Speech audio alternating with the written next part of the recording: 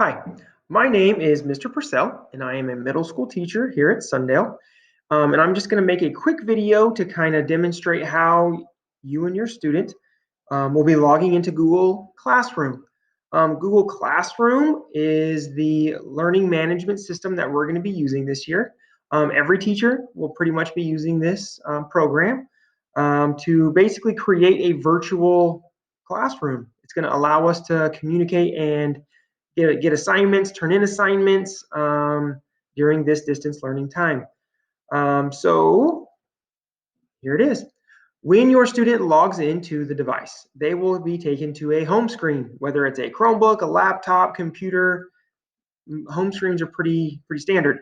So you'll get something like this. You will want to download or use Google Chrome. If you do not have Chrome, we can help you out and assist you with that. But if you're using a Chromebook, it will definitely have Chrome. Launch Google, it will bring you up something like this. We've done Google searches before, so this is very familiar to us. But with a Chromebook and with your student, you'll notice a few maybe subtle differences.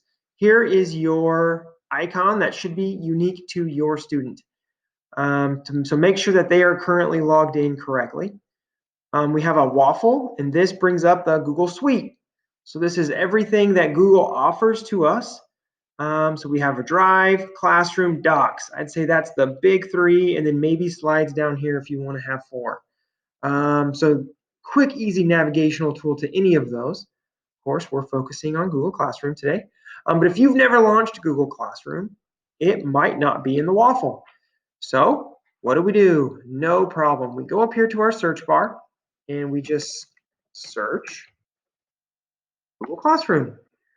Google Classroom will come up, and what we're looking for is classroom.google.com. This is the one we are looking for. So we launch it. This is our Google Classroom home screen. So it shows all the classes that I currently teach. Obviously you're going to have different ones for your student, but these are just some that I have. So you can see you can have multiple classrooms, no problem. In fact, some students will have multiple classrooms just the same. If they're a middle school student, they'll have multiple classrooms for their multiple different teachers.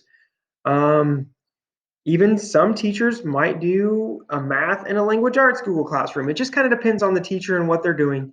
But multiple classrooms inside of this environment is not uncommon at all. Of course, you might be logging in for the first time and there's no classrooms here. No problem. You will simply click on this join button here, this plus sign, click join class.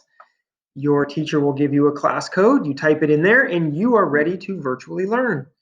And it'll take you right into that classroom. Of course, I'm not going to do that because I don't have a code. But I'm just going to jump into a demonstration class just really quick, just to sort of show you some of the buttons and kind of what's going on. So here's my demonstration class. I have my stream here, which allows me to post good morning at 11:15 at night. But anyway, that's just kind of the stream where the teacher might make announcements. They might tell you kind of what's coming up. Maybe they'll put a Zoom code there so you can log into the Zoom for that day, or it's just sort of a general, hey, here's what's going on. The classwork tab right here becomes very useful when your teacher is assigning work. So you see here, I have an ELA section. So, they might have multiple topics, or they might just have all of their assignments just posted right here in classwork. But that's where you navigate to find the work that your teacher wants the students to do. People will tell you who's in the class, the classmates.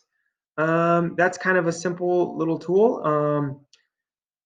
And also know that when your student is logged in, they will only see their work. They will not see the work of their classmates. They only see themselves. So if the teacher should give a comment back to a classwork, only your student can read that comment. If the teacher sends an individual comment to only your student, like for an example right here, if I say good morning, I am able to drop down and send only one student this comment. So it'll say one student. So that will be the only student who will be able to read that comment. So if you get an individual comment from your teacher, just know only you and your student can read that particular comment. Um, anyway, that's just a really quick and brief introduction to Google Classroom. I'm sure your teacher will have plenty more to say about it. But anyway, good luck and happy digital learning.